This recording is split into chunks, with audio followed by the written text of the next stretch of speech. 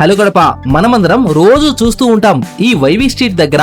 ఇదిగో ఇక్కడ కనపడుతుంది కదా, ఈ నిర్మాణం కొంచెం కొత్తగా ఇప్పుడున్న జనరేషన్ తో సంబంధం లేదన్నట్లు ప్రధాన ఆకర్షణగా నిలబడి ఉంటుంది. దీని పేరు మీకందరికీ తెలుసు. దీన్ని క్లాక్ టవర్ అంటారు. అలాగే Rahmatullah tower and Vijaya hotel అని కూడా పిలుస్తుంటారు. అయితే అసలేంటి దీని అసలు కథ? ఇక్కడ ఎవరు కట్టించారు, ఎందుకు కట్టించారు, దీనికి ఉన్నటువంటి ఆ పేర్ల చరిత్ర ఏంటి అని తెలుసుకోవాలనుకుంటే మాత్రం ఈ వీడియోని పూర్తిగా చూసేయండి. అండ్ ఇంకో విషయం ఏంటంటే, ఏం ఆలోచించకుండా సబ్స్క్రైబ్ చేసుకోండి. మిమ్మల్ని సబ్స్క్రైబ్ చేసుకోండి. యూస్ఫుల్ ఇన్ఫర్మేషన్ మాత్రమే ఇస్తుంటాను, కొంచెం సపోర్ట్ చేయండి.